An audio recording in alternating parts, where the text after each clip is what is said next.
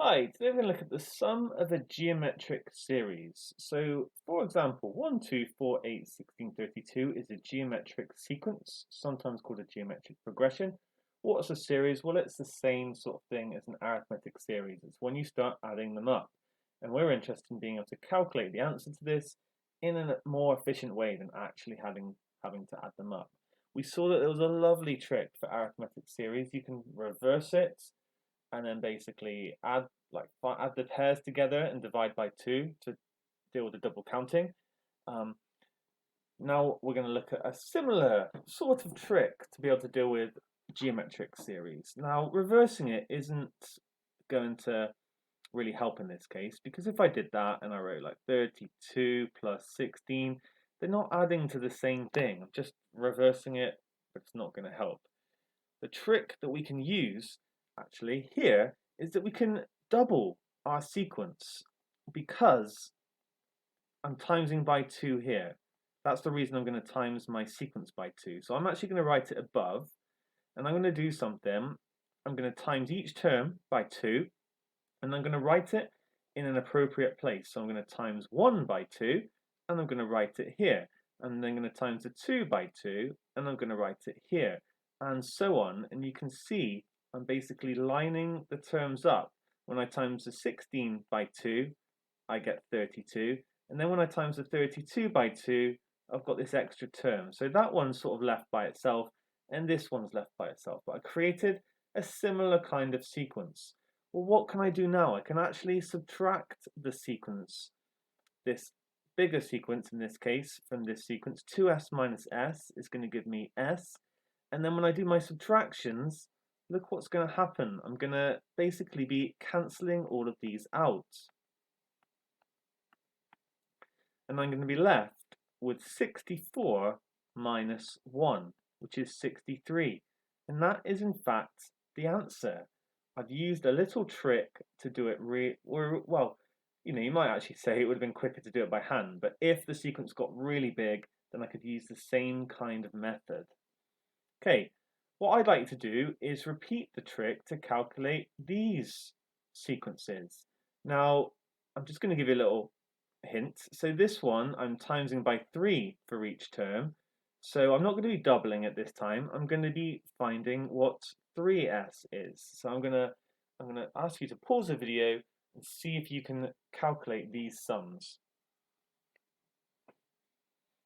Okay, hopefully you got on okay, and you can even check your answers by adding them up by hand. So here I'm going to find 3s, and it's going to become 3 plus 9 plus, and at this point I'm just going to do dot dot dot, and then when I times the 2187 by 3, I'm going to get 6561, and then I'm going to times my 6561 by 3, and I'm just going to write that as 3 times 6561 for now. I'm not sure what that is. So remember, I'm basically, it's going like this. My terms are sort of going like that. I didn't show that before. Okay, then I can subtract them as I did before, and I'm going to get that 2s is equal, and all of these are going to cancel out. Oh, that's not going to cancel out. What I mean is they're going to cancel out like that. That's going to cancel with that, that, and that. And I've not drawn all these ones in, but they're there. That one, and I'm getting left with 3 times 6561 minus 1. I've got this term left, and I've got this term left. I've got 2 lots of s, and then I can quickly figure that out. I could do it without a calculator. I'm going to do it with. So this 2s is equal to 19682. I'm going to divide it by 2. S equals 9841. Okay, done. I'm going to move this up a little bit.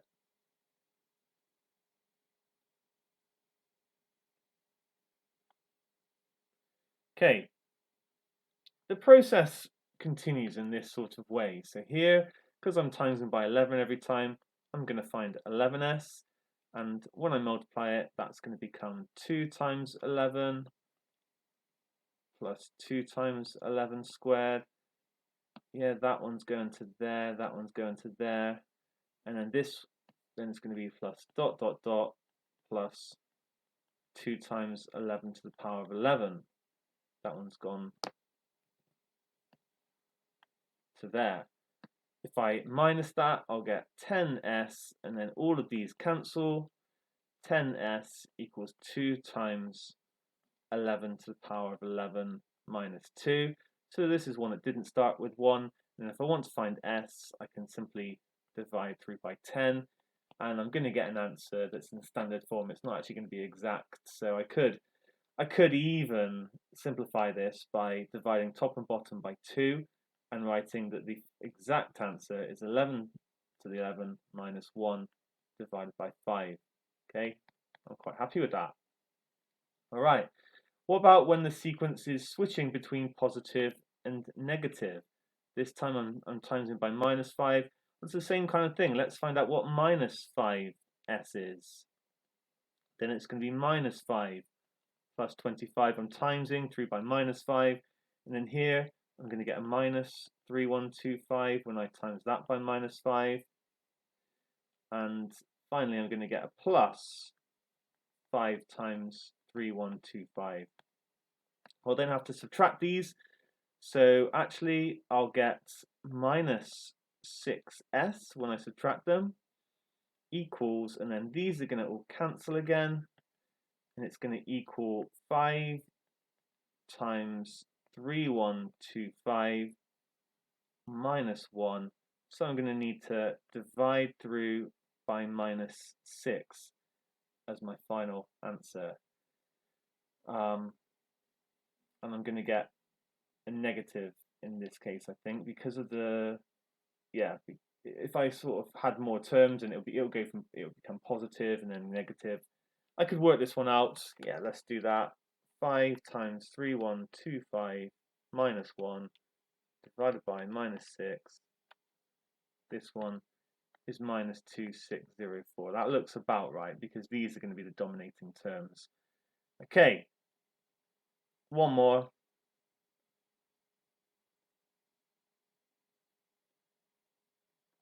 What if I get fractions going on? And I could get negative fractions as well, but here I can see each term I'm timesing through by a half. So I'm going to find out what a half s is. And then this is going to go to here, etc. as normal, a quarter, an eighth. That was, whoops, I moved this down. That's meant to be a half to the 10. So it's going to be a half to the 10 here. And then I'm going to get a half to the 11 that I'm adding them. Don't forget that. Okay, then I'm going to minus them. I'm going to get minus.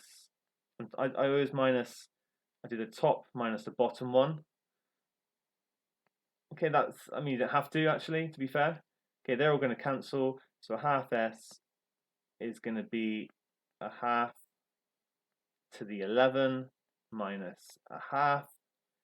And I'm going to get that s is equal to a half to the 11 minus a half divided by minus a half.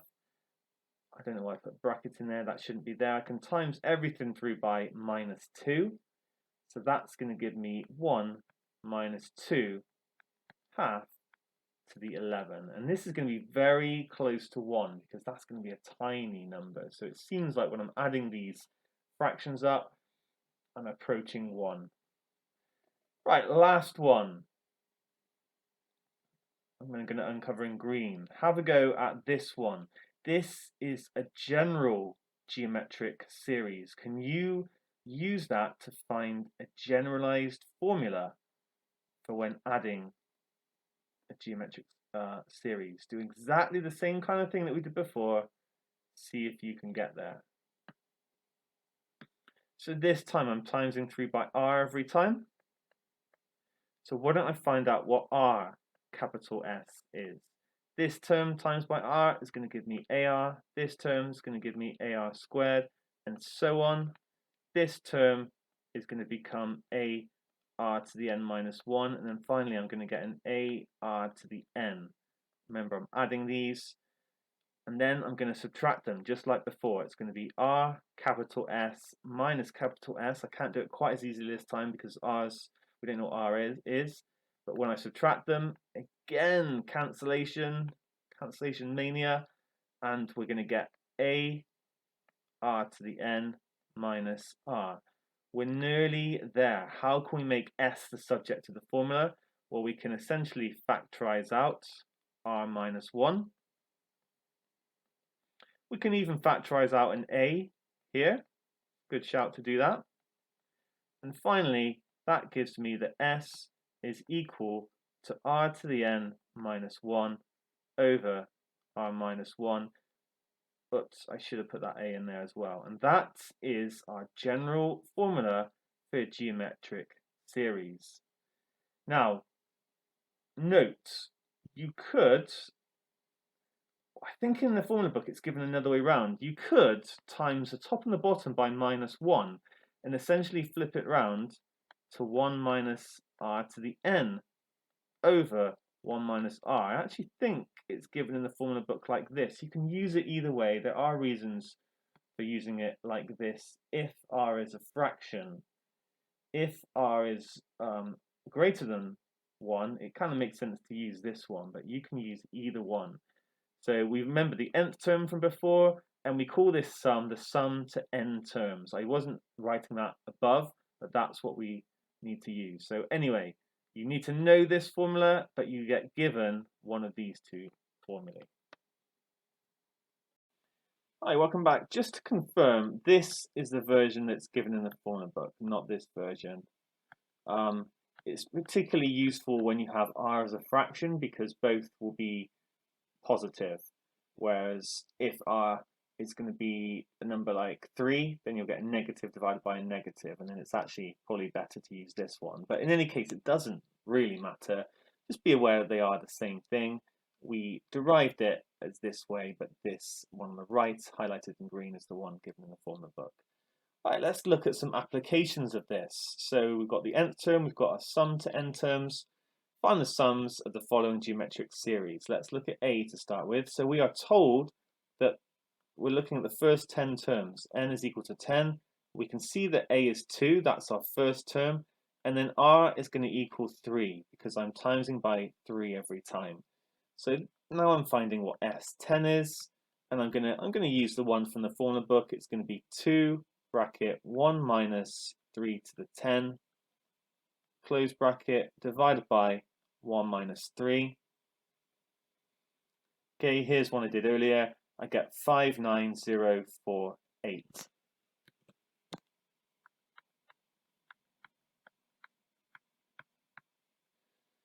Part B, a little bit trickier because we don't know how many terms there are at the moment. We do know, however, that A is equal to 1024, and then R, well, let's just look at this. What are we doing? We're dividing by 2, but we're not, are we? We're dividing by minus 2. So actually, R is equal to a minus a half. Okay, note that. All right, so how am I going to work out how many terms there are? Well, I can use my nth term. I can use the fact that nth term is AR to the n minus 1. So if I want to find the number of terms, let's call it capital N, then it's, first of all, it's equal to 1, because I can see that's my last term, and then I can write down that it's equal to AR to the capital N minus 1, which is 1024 times minus a half to the N minus 1. Okay. What now? Well, I want to sort of, I'm going to divide through by 1024, I think. So 1 over 1024 is going to equal minus a half to the n minus 1. Now I've got fractions on both of these, and actually that means, I don't know why I wrote an equals there. I shouldn't have written an equals. It should have been an implied or just the next line. Because they're both fractions, I can basically say that I can swap these around. I can raise both the power of minus 1 as such. So I can write down that 1024 is equal to minus 2 to the n minus 1. Always good to get rid of fractions if you can. I could have gone directly there from this. I could have maybe, you could imagine timesing through by minus 2 to the power of n minus 1, so it ends up on the left hand side. In any case, this is where we want to be, and I hope you're okay with that. However, I'm not that okay with it because I'm not particularly happy with having a negative with an exponential in. So how are we going to deal with this? Well, we know that if we raise a negative to a power, then if n minus 1 is even, then this minus 2 to the power of n minus 1 is going to be even as well. So we need to sort of assume n minus 1 is even. If it's odd, then actually there's going to be no solution to this equation. So let's just assume it's even, and we'll just check at the end whether that's all right. Because another way you can think about it is that this minus 2 to the n minus 1, you could write as minus 1 to the n minus 1 times 2 to the n minus 1. So I just need to make sure that this is actually equal to 1, which it will be if n minus 1 is even. So I'm going to write down this is my next step. Okay, I've got rid of that negative because I don't want to be taking logs with fractions in for a start, fractional bases particularly. That can lead to, you can, but you know, it leads to some complications sometimes, and I don't want to be taking logs with negative bases. I can't actually remember if my calculators can deal with that. I don't think they like it. So let's just check. No, because that log I just typed in does exist. Okay, so now I can take log to base 2 of both sides, and that's just going to be n minus 1 over here. And that means that I can figure out that log to base 2 of 1024.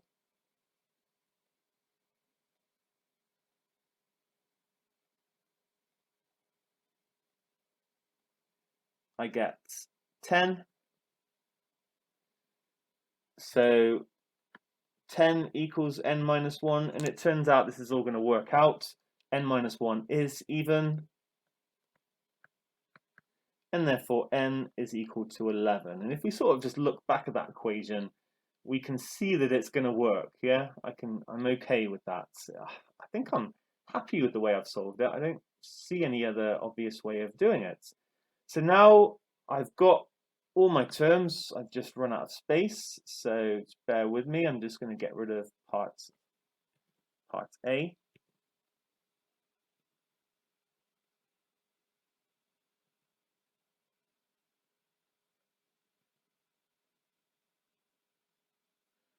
I'm going to move this up.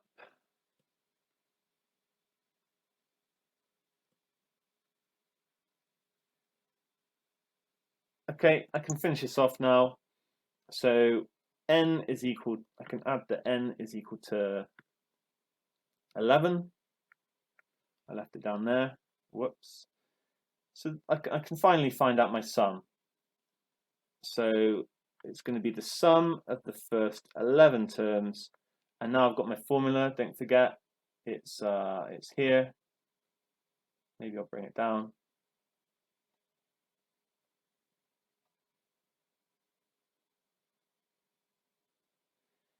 Okay, A is 1024, and then it's going to be 1 minus half to the power of 11, all divided by 1 minus a half.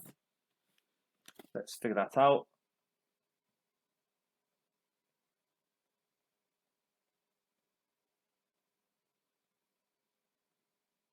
It's fiddly here, isn't it? Minus.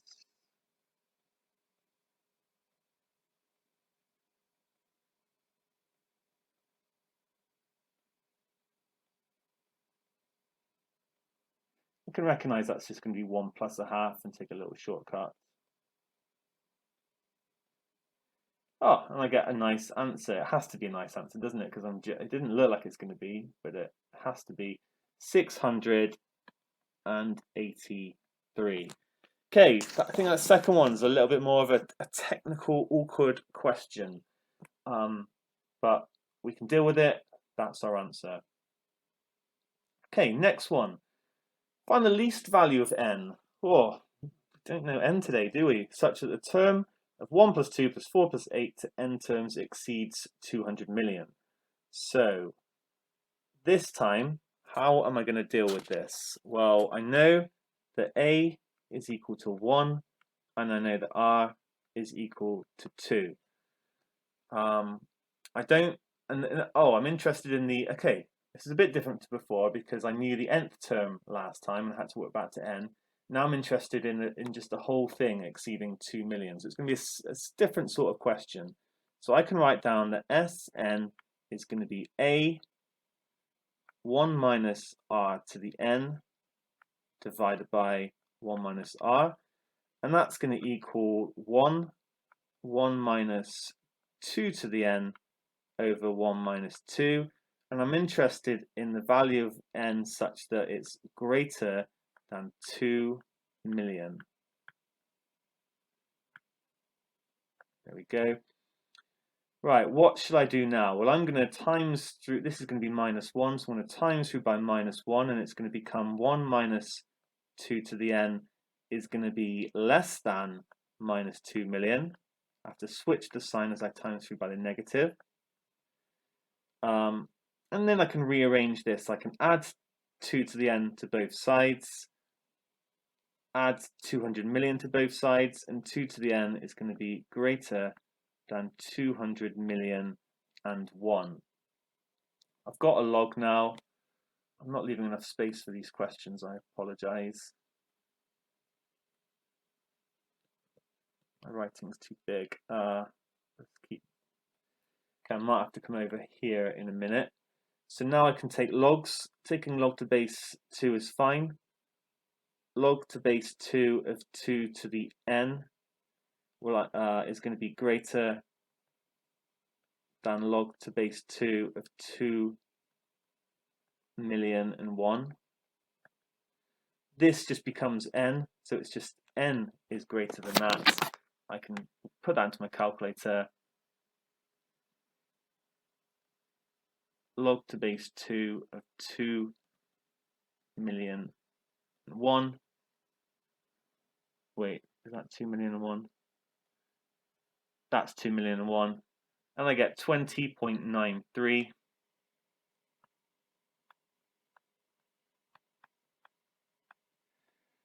So if I want to exceed 2 million, the least value of n has got to be 21.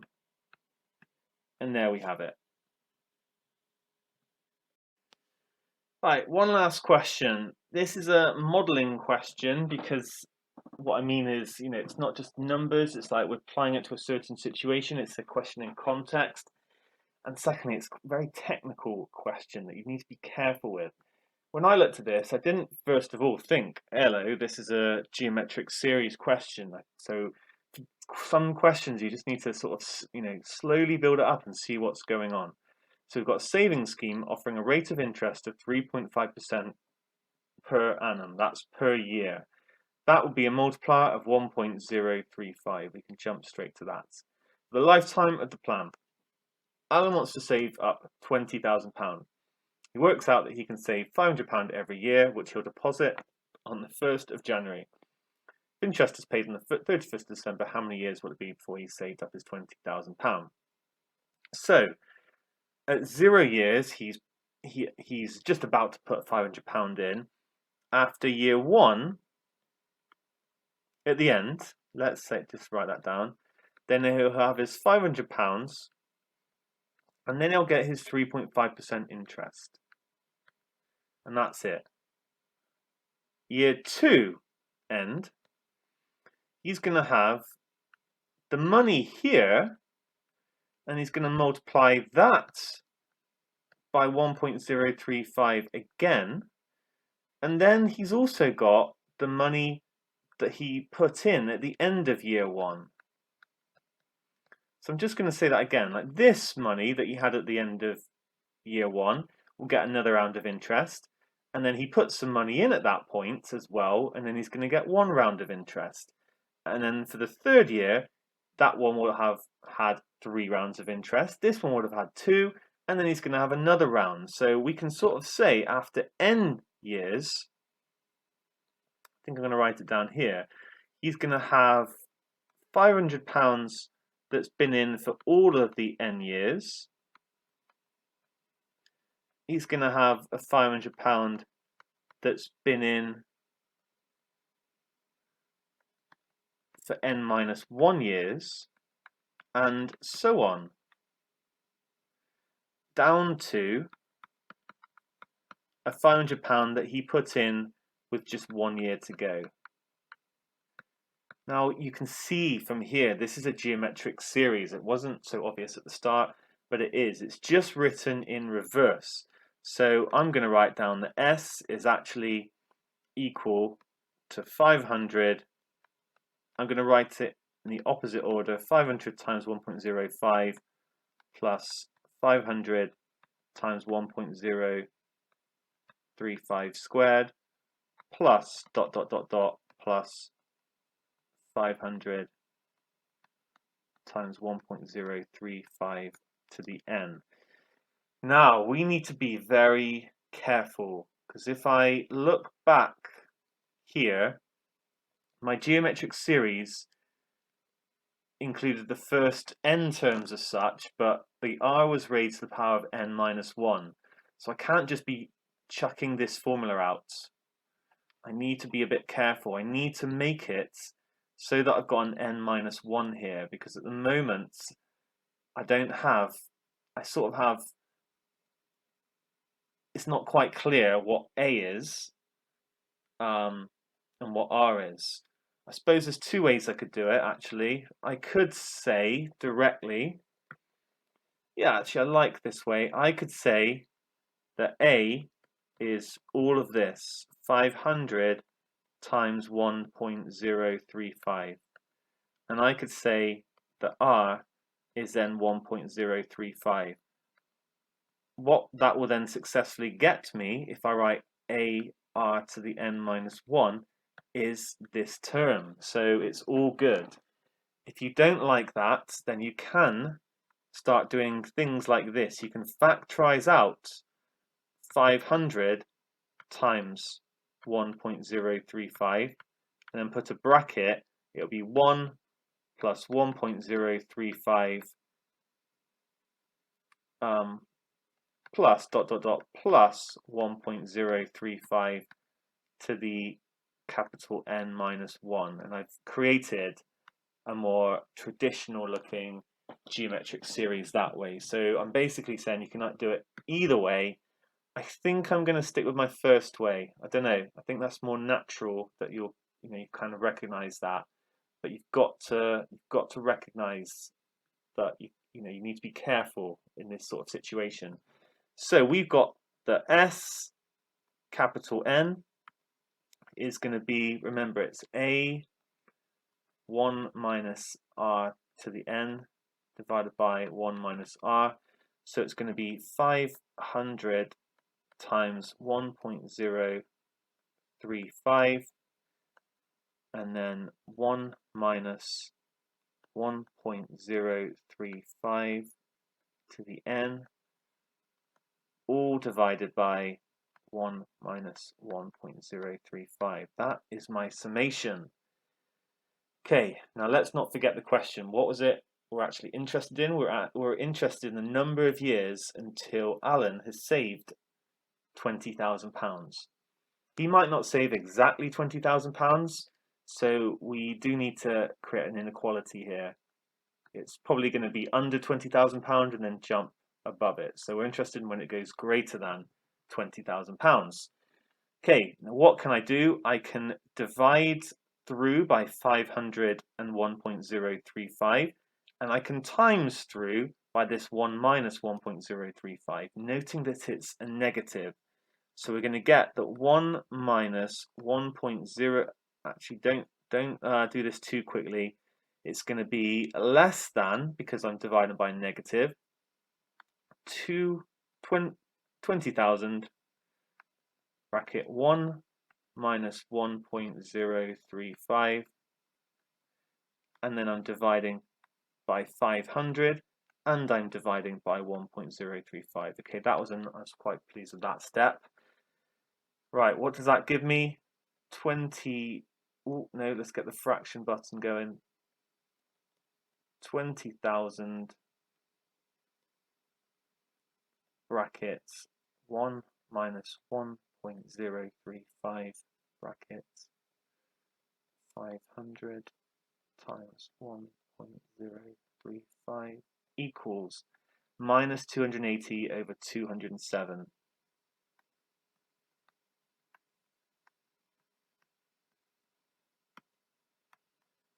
This is just a very technical question. That was a 3. Okay, less than. All right, I'm well on my way now because I've turned it into a more traditional looking exponential kind of inequality. So I'm going to add 1.035 to the n onto both sides. And then I'm going to add 280 over 207 to both sides. And I'm going to get 1 and 280 over 2. You don't normally write your fractions like this, but that's okay. And that's going to be less than 1.035 to the n. Okay, I can take logs now. I could take log to base 1.035. I think I'm going to go old school though. I'm going to take log to base 10 just to remind you how to do that. So I'm going to get log to base 10 of 1 and 280 over 207s is going to be less than log to base 10 of 1.035 to the power n. Now I can then bring that to n down using the rules of logs. I just need to be a bit careful. Yeah, that's going to be fine. This is going to be greater than 1 when I divide by it. So I'm going to get that n is greater than log to 1 and 280 207ths divided by log of 1.035.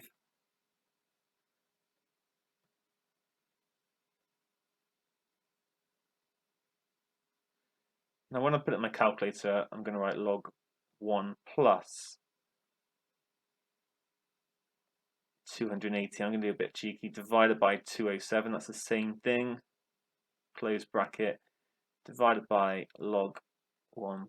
It would have been easier to just use base 1.035, but hey.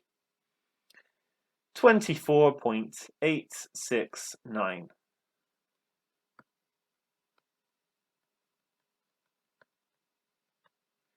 Okay, but this doesn't include the fact that he actually only gets the interest at the end of the year. So this is sort of how many terms if I didn't account for that. So it will have taken him 25 years to get that money. Keep saving, Alan. Well done. And that's the answer to this question.